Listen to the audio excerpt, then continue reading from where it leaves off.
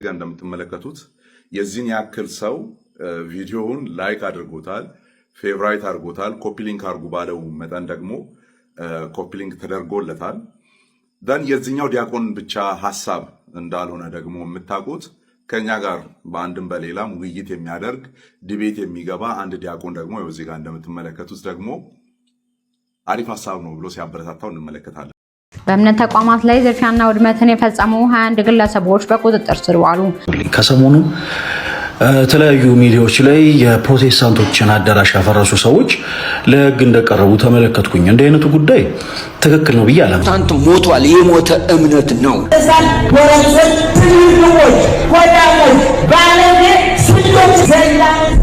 አምላካችን ግን ይቀጣል። ይህንን ውርድ ከራሴ ብያለሁ። ኦርቶዶክሳውያን ውርድ ከራሴ ማንም ይሁን ማንም በወንጌል አማኞች ላይ የሚነሳ በእግዚአብሔር ላይ እንደተነሳ አውቆ ቢያርፍ ይሻለዋል።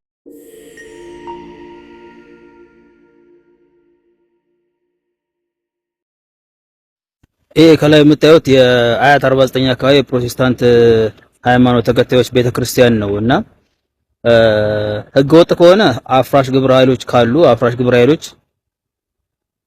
መተው ሊያፈርሱ ይገባል እንጂ ማን ነው አይዞ ብሏችሁ እናንተ በጠራራ ፀሐይ እናንተ የምታፈርሱት? ያልገባኝ ነገር ህገወጥ ነው የመሬት ወረራ ነው ከሆነ መንግስት ራሱ አጣርቶ አፍራሽ ግብረ ኃይል አለ ያፈርሳል። ኢናዘር ዌይ ራውንድ ለምንድን ነው እንደዚህ ማን አለብኝነት ነው? እንዴት ነው ነገሩ? ቆይ እነዚህ ሰዎች ግን በካሜራ የተደገፈ ነገር ነው፣ ለህግ መቅረብ የለባቸውም። እየተጣራ ይመስለኛል ነገሮች ዝም ተብሎ አይደለም። ግን ትንሽ ደግሞ ሄዶ 2-3 ኪሎ ሜትር እንኳን ርቀት የለውም ነው የፖሊስ ጣቢያ አለ። ቪዲዮ ላይ ካያችሁ እዛ አካባቢ ላይ ህግ አካላት የሉም ነው ምንድነው ነገሩ? ያልገባኝ ነገር የፈለገ ነገርስ ቢሆን ህጋዊ ካልሆነ መንግስት ራሱ ያፍርስ። ከፈለጋችሁ እንዳንነካ ከፈለግን የሰውን መንካት የለብን። የመሬት ጉዳይ የሚመለከተው መንግስትን ነው። የመሬት ወረራ ከሆነ ራሱ ያፈርሳል። አንተ ወይ አንቺ ሄደሽ የምታፈርሽበት ምክንያት ማንም አይደለሽም። አንቺ እንደ ማንኛውም ማህበረሰብ ናችሁ ፔሪድ። ይሄ ግን ለመንግስት ዝም የሚባል አይመስለኝም። ኖርማሊ አሁንም ስራ ላይ እየተሰራበት ያለ ነገር ነው። ስራ ቢሰራበት ይሻላል። ለመከበር ማክበር ይቀድማል። በእምነት ተቋማት ላይ ዝርፊያና ውድመትን የፈጸሙ 21 ግለሰቦች በቁጥጥር ስር ዋሉ። በለሚ ኩራ ክፍለ ከተማ ወረዳ 3 አያት 49 ቁጥር 2 አካባቢ የሚገኝ የመንግስተ ሰማያት እንደራሴዎች ዓለም አቀፍ ቤተክርስቲያን ላይ በቡድን በመደራጀት ዝርፊያና ውድመትን የፈጸሙ 21 ተጠርጣሪዎች በቁጥጥር ስር መዋላቸውን አዲስ አበባ ፖሊስ አስታወቀ። ሰኔ 13 ቀን 2018 ዓመተ ምህረት ምሽት ላይ የጋራ መኖሪያ መንደር ነዋሪዎች የሆኑ 21 ግለሰቦች ቦታው የኛ ነው በሚል ሰበብ በኃይል ወደ ቤተክርስቲያኑ ግቢ በመግባት የቤተክርስቲያኑን ንብረቶችን አውድመዋል። በዚህ ድርጊታቸውም 10,132,000 ብር የሚገመት ንብረት መዘረፍና መውደሙን ፖሊስ አስታውቋል። ወንጀሉ እንደተፈጸመ መረጃው የደረሰው የለሚ ኩራ ክፍለ ከተማ ፖሊስ መምሪያ ተጠርጣሪዎችን ከአካባቢው ቢሰወሩ ባደረገው ክትትል በቁጥጥር ስር በመዋል ምርመራ እየተደረገባቸው እንደሚገኝም አስታውቋል። ፖሊስ አክሎም በወንጀሉ ተሳታፊ የሆኑ ግለሰቦች ላይ ክስ እንደሚመሰረትም ገልጿል። የአዲስ አበባ ፖሊስ ዋና ጠቅላይ መምሪያ መሰል ድርጊቶች የሃይማኖትን ግጭት የሚቀሰቅሱና ተግባቦትን የሚኖር ህዝብ የጥርጣሬ እንዲተያይ የሚያደርጉ በመሆናቸው ሁሉም ወገን ጥንቃቄ እንዲያደርግም አሳስቧል። የኔ ተወዳጆች እንዴት አላችሁ? ይሄ መልእክት ለብዙዎች እንዲደርስ በደንብ ኮፒ ሊንክ፣ ሼር እና ሪፖስት አድርጉልኝ። ከሰሞኑ የተለያዩ ሚዲያዎች ላይ የፕሮቴስታንቶችን አዳራሽ ያፈረሱ ሰዎች ለህግ እንደቀረቡ ተመለከትኩኝ። እንደ አይነቱ ጉዳይ ትክክል ነው ብዬ አላምንም። ነገር ግን እባካችሁ የፕሮቴስታንቶችን አዳራሽ አታፍርሱ። ምክንያቱም በአውሮፓም በሰሜን አሜሪካም በተለያዩ ቦታዎች ላይ ያሉ የነሱን ጥንታዊ የሆኑ አዳራሾች እየገዛን ያለ ነው። ወደፊትም ደግሞ አማኙ ተመናምኖ መግዛታችን ስለማይቀር እባካችሁን አታፍርሱ። ኦኬ፣ ይህንን ሰነፍ ዲያቆን የተናገረውን ነገር ሰምታችኋል። እንዲህ አይነት ነገር ያው እንደሚያምኑና በእኛ ላይ እንዲደረግ እንደሚፈልጉ ኢስ ኦብቪየስ።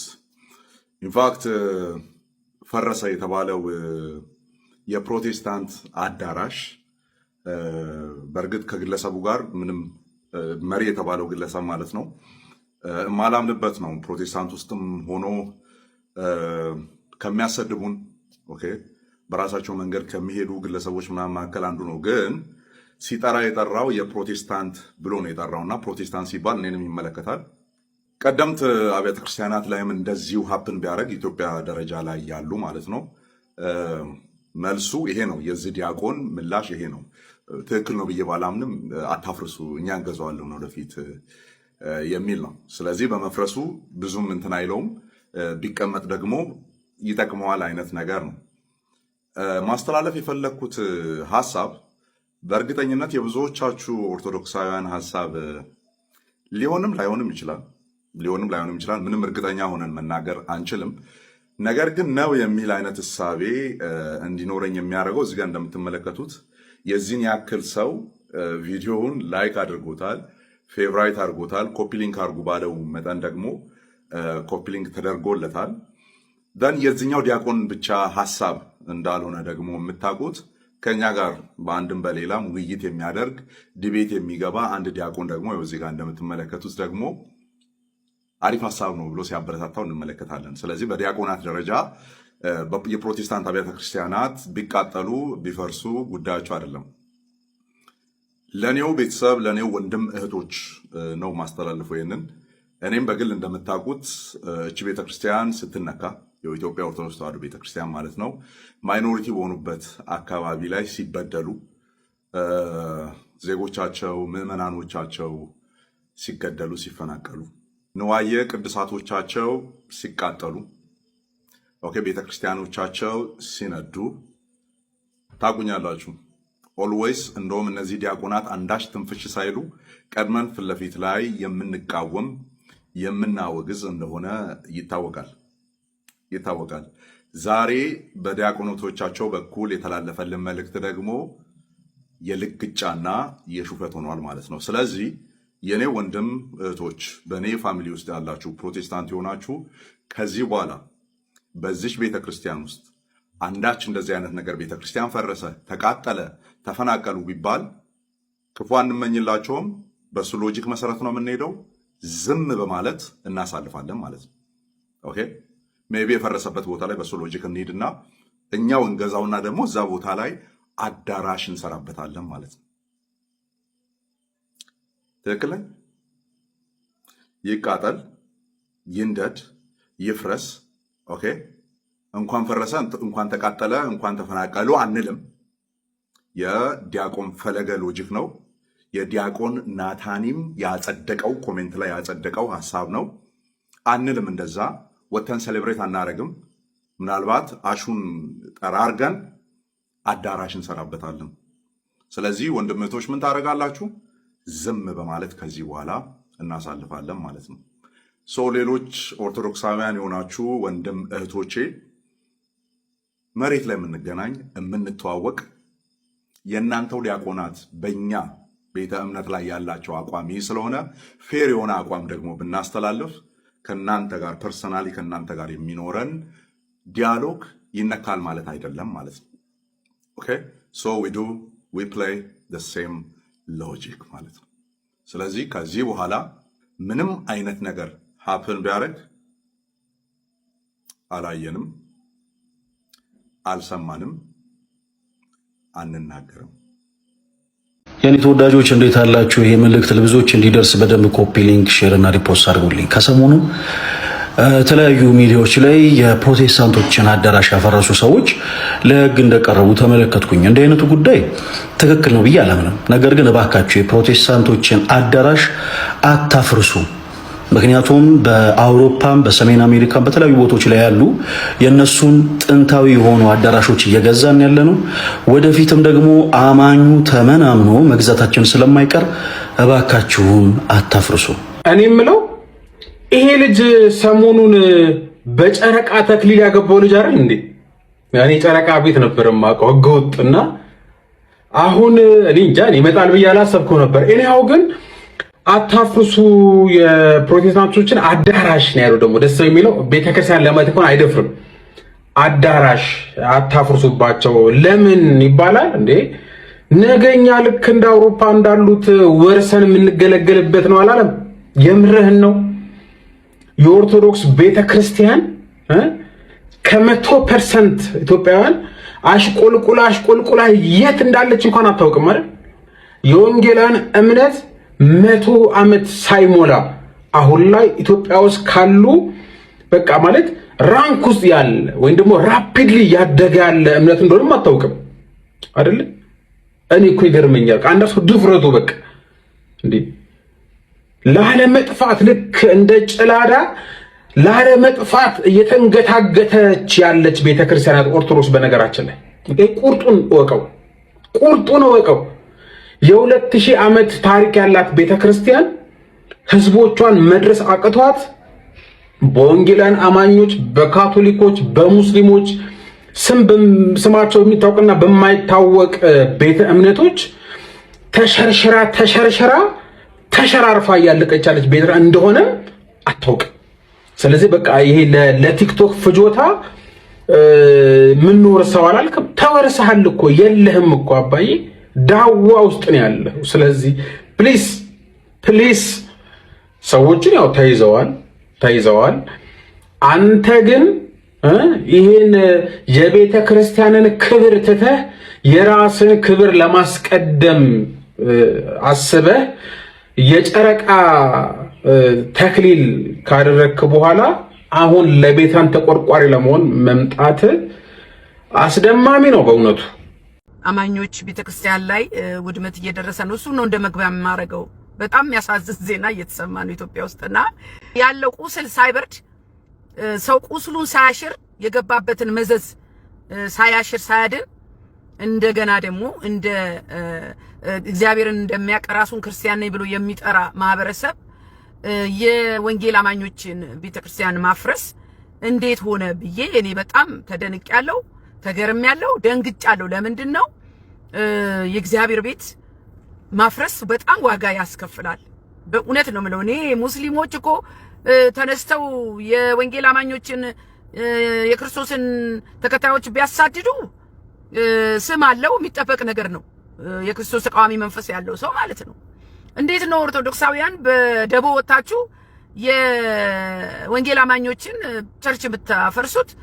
ያዘው በለው ብላችሁ ዝርፊያ ራሱና በጣም አዝኛለሁ። እኔ ቪዲዮ አያይዣለሁ። በጣም ያልተጠበቀ ነገር ነው ይሄና አንድ ነገር ግን ነገራችኋለሁ። ወንጌል አይቆምም። በየትኛውም ሁኔታ ቢሆን ወንጌል አይቆምም። እንደውም የወንጌል ባህሪው መቀጠል ነው። በመከራ መሃል፣ በስደት መሃል ወንጌል እየጨመረ ይሄዳል እንጂ አይቆምም። በዚህ ተስፋ ቁረጡ። ስለዚህ የባሰው መጣ ብያለሁ። እኔ የባሰው መጣ። ምን ነካችሁ ኦርቶዶክሳውያን? ምን ነካችሁ? እንዴት ነው የእግዚአብሔርን ቤት የምታፈርሱት? በእውነት ነው የምላችሁ። ያቺ ምድር እኮ ፕሮቴስታንት ባትኖር፣ ፕሮቴስታንት የወንጌል አማኞች ባይኖሩ ያቺ ምድር የበለጠ ሲኦል ትሆን ነበረ። ለምን? በጣም ነው የሚጸለየው። እኛ ከጸሎት ሌላ የምናውቀው ነገር የለም ክርስቶስን ከመመስከር ሌላ። ምንድነው እንደዚህ አይነት ጥላቻ በኦርቶዶክሳውያን ዘንድ? እና እናንተን አሁን ሰሞኑን ቤተክርስቲያናችን ተቃጠለ፣ ሰው ተገደለብን ብላችሁ ሁላችንም ስንጸልይ ነበር፣ ትኩረት ሰጥተን ስናወግዝ ነበረ። እንዴ እኛ እኮ የወንጌል አማኞች እኮ የኦርቶዶክስ ጠላት አይደለንም።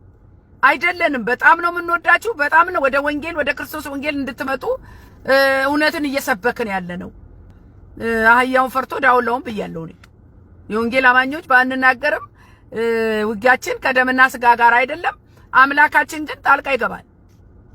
አዲስ አበባ መሃል ሀያት 49 የሚባለው ቦታ ማለት ነው። በጣም የሚያሳዝን ነገር ክርስቶስ ኢየሱስን አውቃለሁ እያለ ክርስቲያን ነኝ እያለ ቤተክርስቲያን እያፈረሱ ተመልክተናል። ሌላ ቤተክርስቲያን ደግሞ የተዘረፈ አለ። እንዴ ፊታችሁን ወደኛ ዞራችሁ እንዴ? እኛ የክርስቶስ ወዳጆች እንጂ ጠላቶች አይደለንም። ስለዚህ ኦርቶዶክሳውያን ከሰዓት ጋር አትጫወቱ። ከሰዓት ጋር እየተጫወታችሁ ነው። በሃይማኖታችን ምክንያት እየተሰደድን ነው፣ እየተገደልን ነው እያላችሁ ዛሬ ደግሞ በእኛ በወንጌል አማኞች ቤተክርስቲያን ተነስታችሁ ቤተክርስቲያን የምታፈርሱበት ምንድን ነው የመጣው? what happened? ምን ሆናችሁ ነው?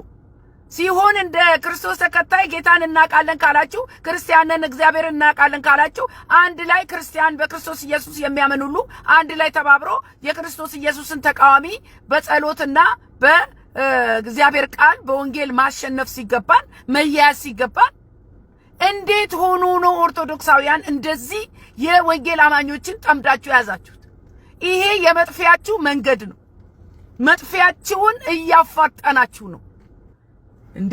ዓለም ውስጥ ጠፍታችሁ ጨለማ ውስጥ ስትሆኑ ባለው ክፋት ውስጥ ባለው የዲያብሎስ ስራ ውስጥ ስትመላለሱ ምንም ያላሉት የገዛ ወንድሞቻቸው ልክ የክርስቶስ ወንጌል ገብቷችሁ ወደ ብርሃን ስትመጡ ይጠሏችኋል። ምንድነው ካላችሁ ጨለማ ህዝቤ ዕውቀት ከማጣት የተነሳ ጠፍቷል። ስለዚህ በእኛ አካባቢ የወንጌል አማኝ ቤተክርስቲያን ሊኖር አይገባም እያሉ ነው አሉ። በደቦ ወጥተው ያፈረሱት የወንጌል አማኞች ቤተክርስቲያን ምንም አይነት ችግር ባልተፈጠረበት በዚህ አካባቢ ቤተክርስቲያን ሊተከል አይገባም የሚል ድፍን የሆነ ጥላቻ ሰዎች ተነሳስተው በክፋት እንደዚህ አይነት ችግር ፈጥረዋል።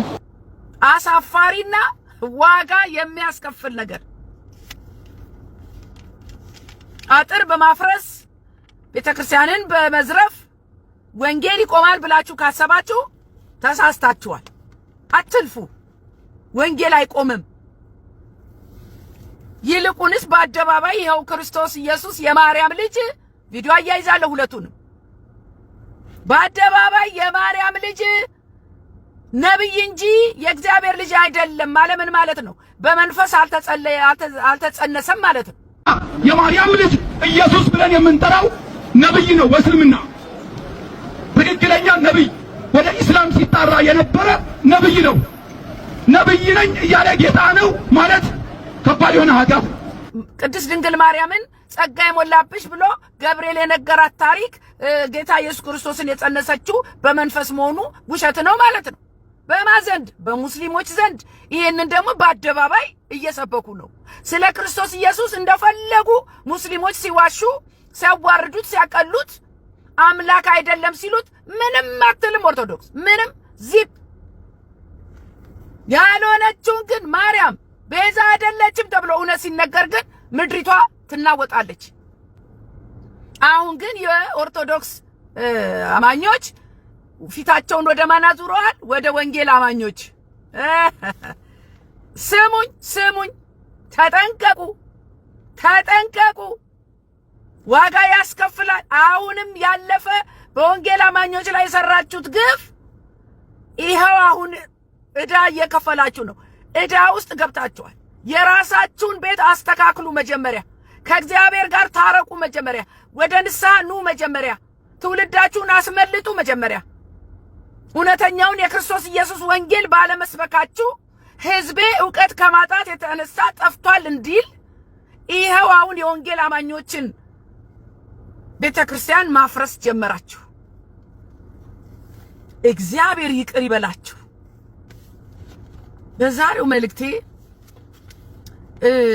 እግዚአብሔር እንደ ሰው አያይም የሚል አርስት ነው እየሰጠሁት። እግዚአብሔር እንደ ሰው አያይም።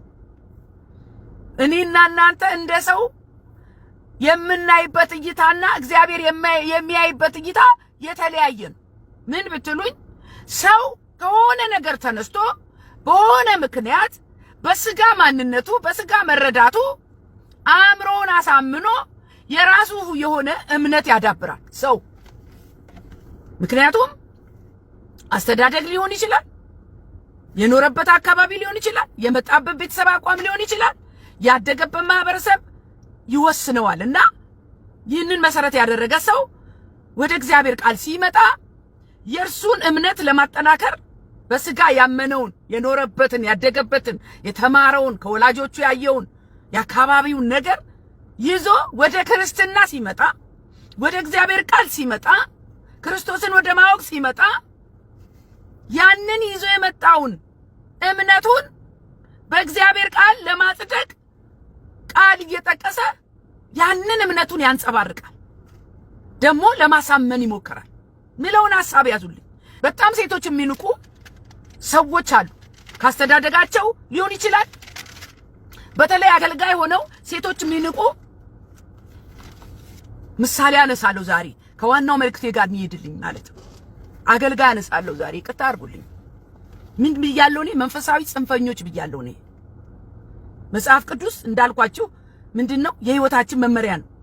አንዳንድ ሰዎች የስጋ አስተዳደጋቸውን የሆነ ነገራቸውን ይዘው አገልጋይ ሲሆኑ ያንኑ ያንጸባርቃሉ ከእግዚአብሔር ቃል ጋር ያስታከኩ ማለት ነው። ለዚህ ደግሞ ምሳሌ ምንድነው ካላችሁኝ ሴትን የሚያናንቅ የሚያጣጥል በመጽሐፍ ቅዱስ ውስጥ እነ ዴቦራ እነ አስቴር እነ አቢጋኤል ሲናማዊቷ ሴት የሰማርያ ሴት እግዚአብሔር ተጠቅሞባቸዋል። ፓስተር ዳዊት ፋሲል ቪዲዮ አያይዛሉ። ውይ ጌታዬ እንዴት አይነት የሴት ንቀት! ምን መጽሐፉ ያለውን ይበል ችግር የለው፣ ግን የምታቀርብበት መንገድ የሴቶችን ሞራል ይነካል። ግን የምታቀርብበት መንገድ ቤተ ክርስቲያን ውስጥ ቁጭ ያሉትን ሴቶች እኔ አልቀመጥም እዛ ቤት ለምን እቀመጣለሁ? ስሙኝ ያለውን አያይዛለሁ። በምንም አይነት ሁኔታ ሴት ልጅ ቤተ ክርስቲያን አትመራ። በስፔሻሊ ሴት ነቢያት በእግዚአብሔር ቤተ ክርስቲያን ስር በመሪዎችና በሽማግሌዎች ስር እየታዘዘች ነው እየኖረች ያለችው ወይስ ለብቻዋ ላስቲክ ወጥራ ነው እያገለገለች ያለችው? ከዛ ትሄዳላችሁ። የሚገርምኝ ወንድ ሆኖ ሴት አገልጋይ እጅ ጭናበት ምጸልይ፣ ይህም ያገባል እንግዲህ። ካገባ ደግሞ እጅግ አሳፋሪ ነው። እሱ ሚስቱ ላይ ጭኖ መጸለይ ሲገባው የጎረቤት ሴትዮ እሱ ላይ ጭና ስትጸልይበት ሼም። በመንፈስ ዓለም ላይ በየትኛውም ሁኔታ የፊልጶስ 4 ሴቶች ልጆች ነቢያት ቢሆኑ ቤታቸው የመጣው ወንዱ ላይ ግን እጃቸው። እኔ ለዳዊት ፋሲል ያለኝ ጥያቄ በእናት አላደግም? እናት ጸልያ እጇን ጭናብ ዳብሳ አላስተኛች? የእናት ፍቅር ሳታገኝ ነው ያደግከው? ምን ነው ሴቶች እንደዚህ ናክ? ምን ነው ሴቶችን ተጸየፍክ? ለምን ብትሉኝ ካነጋገሩ ነው። ምን እናት አባትን ስታበሳጭ አይተ ይሆን ወይ? እናት አንተን ታሰቃይ ነበር? ዳብሳ አጥባ አብልታ እንደው በየትኛውም እድሜ ብንሆን እናት የእናቶች ጸሎት የእናቶች ዳበሳ እጃቸው ራሱ መድኃኒት አይደለም? ወንድ ልጅ በፍጹም ሴት ልጅ እጇን ጭና ልጸልይላ አይገባም፣ ውርደት ነው። አንተ ደግሞ ነገ ልታገባ ነው ወይ? ይሄንን ነው የተናገረው። ወይ ደግሞ በፍቅር ህይወት የጎዳች ሴት ትኖር ይሆን? ልረዳ ሞከርኩኝ እኔ ወንድም አለም ልረዳ ሞከርኩኝ። እንደዚህ አይነት የጥላቻ ስብከት ካውዱ ውጪ ነው። በመጽሐፍ ቅዱስ ውስጥ በነብይነት የተጠቀሱ ብዙ ሴቶች አሉ። ምሳሌ ማርያም የሙሴ እናት የሙሴና የአሮን እህት በዘጸአት 15:20 ላይ የአሮን እህት ነብይቱ ማርያምም ከበሮ በእጇ ወሰደች፣ ሴቶችም ሁሉ በከበሮና በዘፈን ከኋላ ወጡ ይላል። እንደገና መሳፍንት 4:4 ላይ ዲቦራ በዳኝነትና በጦርነት ትእዛዝ የመራች ወንዱን ያንቀጠቀጠች what you talking about? በዚያን ጊዜ ነብይቱ የለፊዶት ሚስት ዲቦራ በእስራኤል ላይ ትፈርድ ነበረች። በእስራኤል ላይ የምትፈርድ ሴት በእግዚአብሔር ጸጋ እግዚአብሔር እንደሚያይ ሰው አያይም፣ ሰው እንደሚያይ እግዚአብሔር አያይም። እናታ ሐዋርያት 21:8 እና 9 ደግሞ በነጋውም ወተን ወደ ቂሳሪያ መጣን፣ ከሰባቱም አንድ በሚሆን በወንጌላዊ በፊልጶስ ቤት ገብተን በእርሱ ዘንድ ተቀመጥን። ለእርሱም ትንቢት የሚናገሩ 4 ደናግል ሴቶች ነበሩ። እና ወንዶች ናቸው። እና ጓዳ ተጣም በመጋረጃ ተከልላ እዛ ቁጭ ትበል ሴት እንደ ጠንቋይ እየሄዱ ነቢያት ሲፈልጉ እዛ ይሄዱ። እኔ ምን አይነት አስተሳሰብ እንደሆነ አላቅ። ወንድም አለ ፕሊስ አስተካክል። መልካም አባት መሆን መልካም ባል ከመሆን ይጀምራል። ሁሉም አባት አይደለም እኮ። መልካም አባት መጀመሪያ መልካም ባል ሲሆን ነው። መልካም ባል ያልሆነ መልካም አባት ሊሆን አይችልም። ኖ ስለዚህ ዮሴፍ ያልተነገረለት መልካም አባት ነው። ዮሴፍ የማርያም እጮኛ፣ በኋላ ያው አብረው ኖረው የወለዱት ማለት ነው። የማርያም ባለቤቷ ነው። በዛን ወቅት ግን እጮኛዋ ነበረ። የተጻፈልን ስለሆነ ወደ ግራ ወደ ቀኝ አንልም፣ ተጽፎልናል እዚህ ጋር ስሙኝ። ዮሴፍ የማርያም እጮኛ የኢየሱስ ክርስቶስ አባት በምሳሌነት አነሳለሁ ዛሬ። በነገራችን ላይ ትውልድ ሁሉ ከአባቱ ይልቅ እናቱን ይወዳል፣ ያከብራል። ይህን ልብ ብላችኋል? በአሜሪካን ሀገርም ይሁን በኢትዮጵያም ይሁን በየትኛውም ሀገር ትውልድ ከአባት ይልቅ እናትን ይወዳል። ለምን በሉኝ? ብዙዎች እናታቸውን እንጂ አባታቸውን አያውቁም። አንድ በሉኝ። ልጅን የማሳደግ ኃላፊነት የወደቀው በእናት ጫንቃ ላይ ስለሆነ መልካም ያልሆነ አባት እናትን ሊንቅ ሊያጣጥል አይገባም። መልካም አባት ከሆንክ የልጅህን እናት አታጣጥልም፣ አትንቅም። ለምን? ከልጁ በፊት ያገኘው የልጁን እናት ነው። አሎ የልጅህን እናት ካላከበርክ አንተ ለልጅ መልካም አባት አይደለም። ብዙ እናቶች ሴቶች የቤቱ መብራት እና ሞተር ናቸው። ሴቶች አባቱን የማያውቅ ትውልድ እናቱን ያመልካል። ክርስቶስ ኢየሱስን ስለማያውቁ በምድራዊ ሕይወትም ከአባታቸው ይልቅ እናታቸውን ስለሚወዱ ኦርቶዶክሶች ማርያም ማርያም ቢሉ ምን ይደንቃል? ለእናት ያላቸው ፍቅር ነው ማርያም ላይ የተገለጠው። ስሙኝ፣ ማርያም ማርያም የሚሉት የአባት ፍቅር አያውቁም። ነፍሱን ከሰጣቸው በመስቀል ላይ ከተንጠለጠለው ልጇ ኢየሱስ ክርስቶስ ይልቅ እናቱ ማርያምን ይወዷታል፣ ያከብሯታል፣ ያመልኳታል። ምክንያቱም እናቱን እንጂ አባቱን የማያውቅ ትውልድ ማርያምን ይወዳል። የማርያም ንግስ ከኢየሱስ ንግስ ይበልጣል። በዓለምም ከአባቶች ቀን ይልቅ የእናቶች ቀን ይደምቃል። አይገርማችሁ? የእናቶች ቀን ድምቅ ይላል። አስባችሁታል? ቤተክርስቲያን የእግዚአብሔር ቤት ያለ ሴቶች ተሳትፎ አስቡት። እንግዲህ አሁን ቤተክርስቲያን ያለ ሴቶች ቤተክርስቲያን ውስጥ ባይኖሩ ኖሮ እግዚአብሔር ለሴቶች ጸጋ ሰጥቶ ቤተክርስቲያን ውስጥ ደጋፊዎች ባይሆኑ ኖሮ ቤተክርስቲያን ባልሆነች ነበረ። እናንተ ስሙኝ፣ ቤተክርስቲያን ውስጥ እግዚአብሔር እኛን ሴቶችን አስቀምጦ ወንዶቹ በማይሞክሩት ስፍራ በተለይ በጸሎት እስቲ የጸሎት ግሩፕ እዩ። በየቤተክርስቲያኑ የጸሎት ግሩፕ ማን ነው? እናቶች። የጸሎት ግሩፕ ማን ነው? ሴት እህቶች። ጓዳውን የተሸከሙ ማን ነው? ሴት እህቶች። ወንዶች እኮ አደባባይ ለመታየት ነው። ሱፍ ለብሶ ገጭ ለማለት ነው። ጓዳውን የጀርባ አጥንት ሆነን የያዝነው እግዚአብሔር በሰጠን ጸጋ እኛ ሴቶች ነን።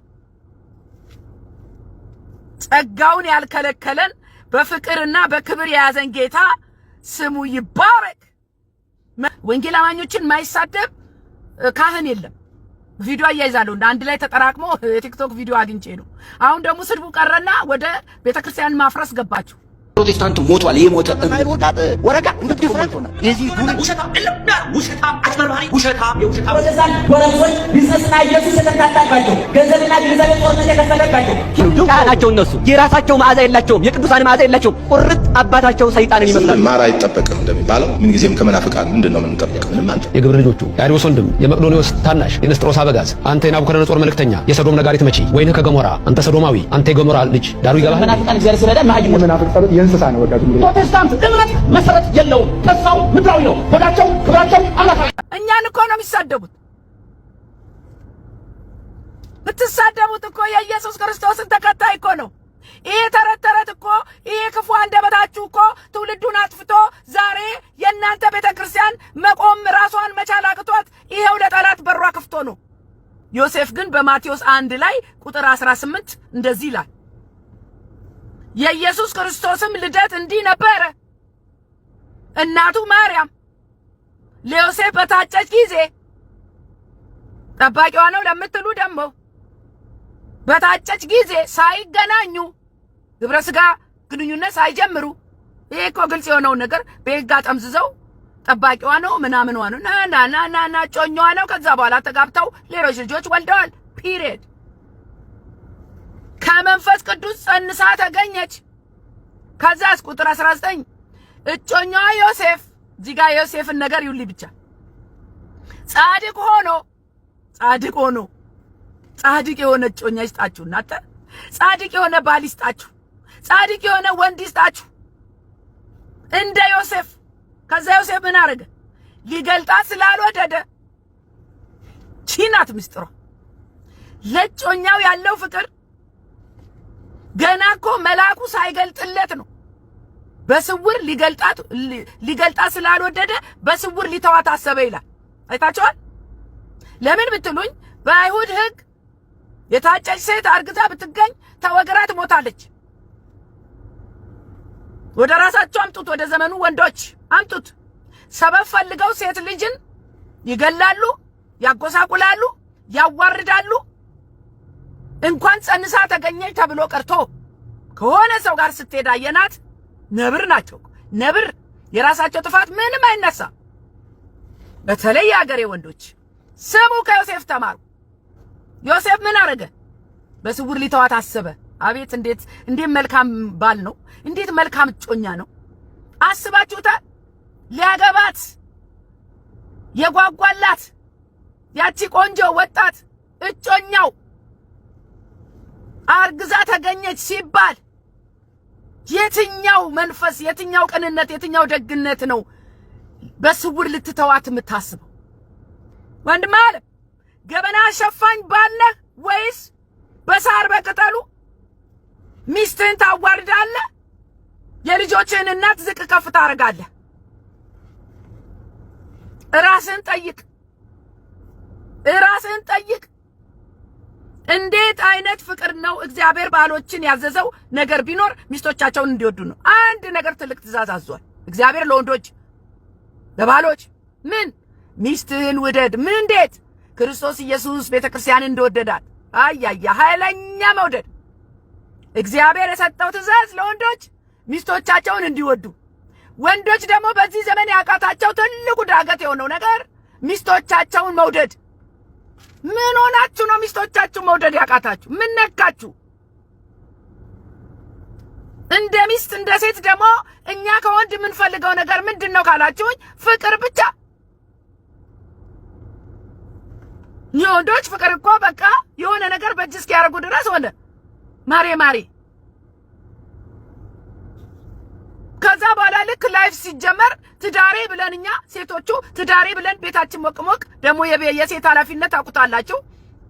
ወንዱም ሁለተኛ ልጅ ነው፣ ልጅ ይወለዳል። የልጅ ኃላፊነት እሷ ላይ፣ የባል ኃላፊነት እሷ ላይ። ከዛ በኋላ ይመጣል፣ ቁጭ ይላል፣ አባወራ ይሆናል። ከዛ በኋላ አሜሪካን ሀገርም እኮ ነው ሴት አይደለሽም እንዴ ይላል ወንድም አለ። አጋር እንድትሆነ ነው እግዚአብሔር የሰጠ ሔዋንን እንጂ ጠቅልላ እንድትሸከም አንተን እንደ ልጅ እንድትንከባከብ አይደለም። አንድ ቪዲዮ ልጨምርላችሁ። ጳጳሱ ሰሞኑን በዚህ በቤተ ክርስቲያን ባሩሲ መቃጠል ዝመት እንታጠቅ ሲሉ የነበሩት አሁን ትንሽ ወደ ልባቸው ተመልሰዋል። ለምን? ውጤት ስላላመጣ ማለት ነውና ከዚህ በኋላ አልናገርም አሉ። አለመናገሩ ጥሩ ነው። አልናገርም እባካችሁ ተውኛው። ወደ ስራ እንግባ ካላችሁ እንግባ፣ እንስራ። ምን እንስራ እንበልና እንመካከር። ቤተ ክርስቲያኒቱን እንዴት እናሻግራት ካላችሁ ነው። ሳይናገሩ መስራትን መልመድ አለብን። አስከሬን በምንድን ነው የሚፈራው ቢባል በምን ነው የሚፈራው? እናንተ ስራ ምንድን ነው? ትውልድ ከእግዚአብሔር ጋር ማቀራረብ፣ መጸለይ፣ ወንጌል መስበክ፣ ፍቅር መስበክ፣ ንስሐ መግባት። ይሄ ነው እናንተ ስራ። ወደ ስራ እንግባ ካላችሁ ምን እንስራ ብለን እንመካከር የሚሉት እኮ ጀርመንኛው ነው።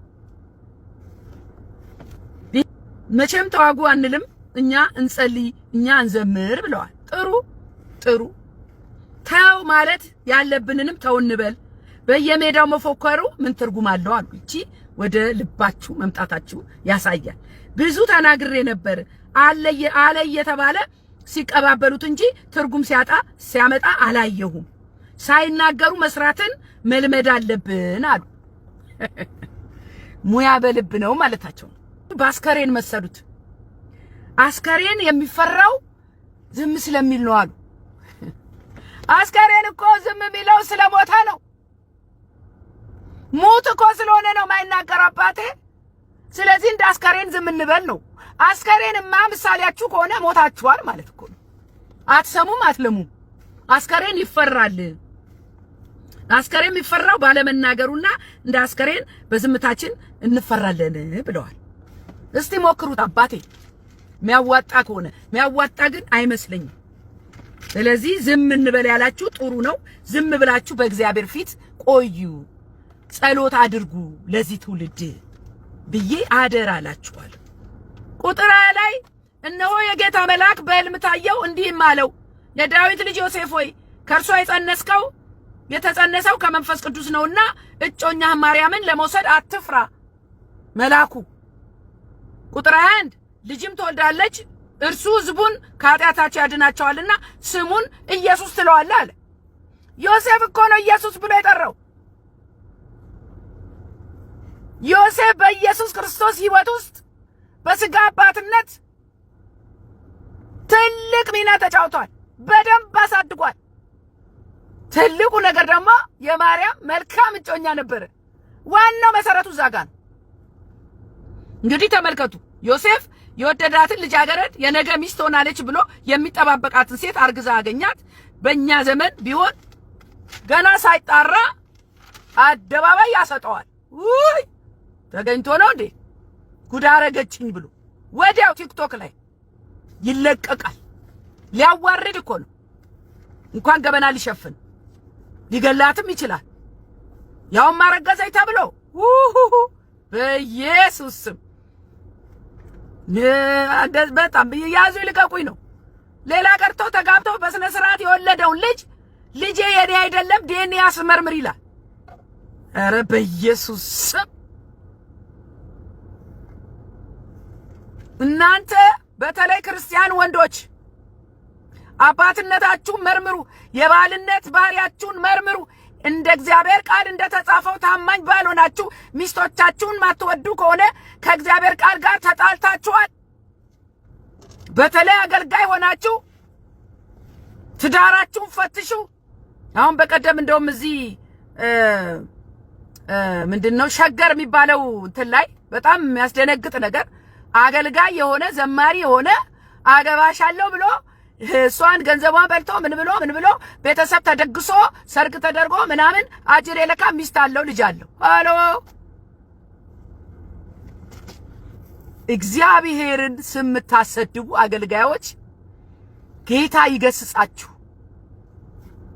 እኔ ማንም ዓለማዊ ቢያጠፋ አይ ዶንት ኬር፣ ግን አገልጋይ ሆኖ ክርስቶስን እያወቀ እንደዚህ አይነት ኃጢአት ግፍ የሚሰራ በሴት ልጅ ላይ እሷ ባላገኘው ብላ ገጭ ብላ ተደግሶ ቤተሰብ ተነግሮ ሽማግሌ ተልኮ ምን ተብሎ ሲባል ጓደኛው ደውሎ እንዴ የምታገቢው ሰው ታውቂያለሽ እንዴ ለምን ብትሉኝ እንትን እዚህ ቲክቶክ ላይ ለጠፍኳለች ላገባ ነው ብላ ባላገኘው ብላ። ኧረ በጌታ በኢየሱስ ስም የምታገቢው ሰው ግን ታውቂዋለሽ አለ ማለት ሳላውቀው እንዴት ነው የማገባው? እኮ ህይወት ነው። ግን እኮ የምታገቢው ሰው ባለትዳር ነው። አንተ ይሄንን ግፍ የሰራ አሁንም ግፍ የምትሰሩ ዝሙት የምትሰሩ እግዚአብሔር ይቀጣችኋል፣ ያጋልጣችኋል። ከዛ ደግሞ ቤተክርስቲያን ስትሄድ ሚስቱ ጋር አብሮ ሆኖ እሱ መድረክ ላይ ይዘምራል አለች። ሲያያት በቃ ተንቀጠቀጠ፣ የሚሆነው ጠፋው አለች። ከዛ በኋላ ሰው ምንም አልገባውም አለች። እንትን መንፈስ ቅዱስ የመጣበት መሰለ አለች። ሚስቱ ይሄንን ጉድ አታውቅም። እሷ ምስኪን ነው፣ ፊት ለፊት ሆነ ተመልካለች። ከዛ ደግሞ በቃ አሁን ለሷ መናገር ፈለኩ፣ ግን አታዘነችኝ። በጌታ በኢየሱስ ክርስቶስ ኢየሱስ ክርስቶስ ከተወለደ ጀምሮ ዮሴፍ ከእግዚአብሔር መልአክ ጋር እየተነጋገረ ማርያምንና ሕፃኑን ይዞ ተንከራቷል። እውነተኛ ባል ልጅ አብሮ ያሳድጋል። እውነተኛ ባል ከሚስት ጋር አብሮ ኃላፊነቱን ይጋራል። እውነተኛ ባል የቤቱ ራስ ይሆናል፣ መሪ ይሆናል፣ ጠባቂ ይሆናል። ዮሴፍ ኢየሱስን በጥሩ ስነ ምግባር ያሳደገ አባት ነው። ጥሩ ባል ያልሆነ ጥሩ አባት ሊሆን አይችልም። ብዙ የሚነገርላት ግን ለማርያም ነው። ወረደች አሸዋ ላሸዋ፣ ማርያም ወረደች አሸዋ ላሸዋ። ዮሴፍ ነው አሸዋ ላሸዋ ያወረደው ከመላኩ ጋር እየተነጋገረ ሂድ ሲባል እየሄደ ስሙኝ አዝላ አቅፋ እያሉ ዮሴፍ ግን አብሮ የተሰደደ። የዮሴፍ መልካምነት ለብዙ አባቶች ምሳሌ ይሆናል። ዛሬ ብዙ ትውልድ አባት አልባ ነው። አባት አልባ አባቶች እናቶችን አቢዩስ ሲያረጉ፣ ሲያሰቃዩ፣ ሲንቁ፣ ሲደበድቡ ያዩ ሕፃናት የአባት ፍቅር የላቸው። ብዙ አባቶች ደግሞ ከሚስታቸው ይልቅ ልጆቻቸውን ይወዳሉ። እንደሱ አይሰራም ወንድም አለ። ሚስትን ሳትወድ ልጄን ወዳለው ብትል አንተ መልካም አባት አይደለህም። ስጋውን ተይና መረቁን አውጭልኝ ነው። ከመረቁ አውጭልኝ ነው። አባት ለልጁ ያለውን ፍቅር የሚገልጸው የልጁን እናት በማክበርና በመውደድ ነው።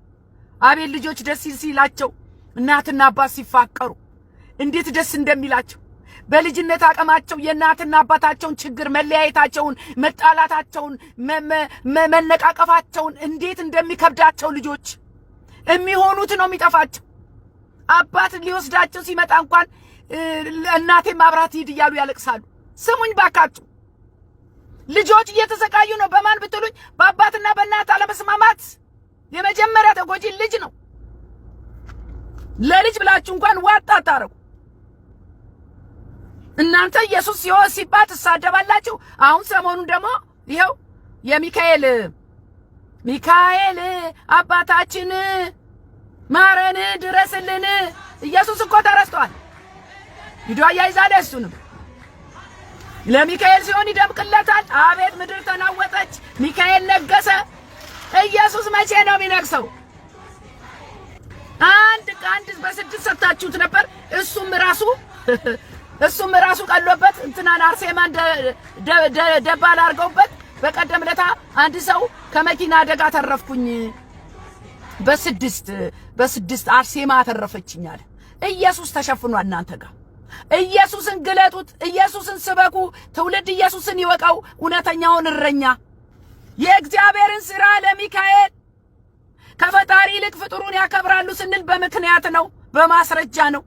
ይሄው ትላንት የተከበረው ሚካኤል ድልቅ ብሎ ምድር ተደበላልቃ ፍቅርን አድለን ምረት አድለን ቅዱስ ሚካኤል የኛ አባት ይላሉ። አባትህ መልአክ አይደለም፣ አባትህ እግዚአብሔር ነው። አባትህ ኢየሱስ ክርስቶስ ነው። ስሙኝ፣ በእናቶች ጸሎት እኮ ነው ትውልድ የሚጠበቀው። እናት እኮ መድኃኒት ናት። መድኃኒት እኮ ናት። ልጇን ዳብሳ እኮ ያለ ሐኪም ትፈውሳለች እናት። እግዚአብሔር ለእናቶች ደግሞ የተለየ ጸጋ ሰጥቷል። ጽናት፣ ትዕግስት፣ ፍቅር፣ ርህራሄ። ደግሞስ ወደ ዓለም ሂዱ ወንጌልን ስበኩ ሲል ሂድ ነው እንደ ያለው፣ ሂዱ ነው ያለው። ዛሬ መልእክት ይሄ ነው። ጌታ ክብሩን ይውሰድ። ወንጌል በአንድም በሌላም ይሰበካል። ሰሞኑን ያው እንዳልኳችሁ የወንጌል አማኞች ላይ የቤት ማፍረስ፣ የቤተ ክርስቲያን ማፍረስ፣ ዘረፋ ምናምን ተነስተዋል። እኛ ደግሞ በጸሎታችን በረታለን። መከራ ሲመጣ፣ ስደት ሲመጣ፣ አሁን የትክክለኛ ስደት ነው እንደ ክርስቲያን የምንበረታበት አቅማችን የሚታደስበት እግዚአብሔር ደግሞ በእኛ ወገን የሚቆምበት ጊዜ ስለሆነ ምንም አይደንቀንም። የክርስቶስ ተቃዋሚ የሚያደርገው ይህንን ነው። አጥር ያፈርሳል እንጂ ወንጌልን አያስቆምም። ስለዚህ ክርስቲያኖች ተነሱ፣ በርቱ፣ በጸሎት በርቱ። ቤታችንን ደግሞ ልባችንን በእግዚአብሔር ላይ እናበርታ። ጌታ ይመጣል። ይሄ የመጨረሻው ዘመን ምልክት ነው እያየን ያለነውና እባካችሁ ክርስቲያኖች በርቱ፣ ተያያዙ። የክርስቲያን ህብረት መጠንከር አለበት። የምናሸንፈው በህብረት ነው። ይህን ነው አደራ ምላችሁ። ጌታ የተባረከ ይሁን። ይህን ቪዲዮ ተመልከቱት እስቲ።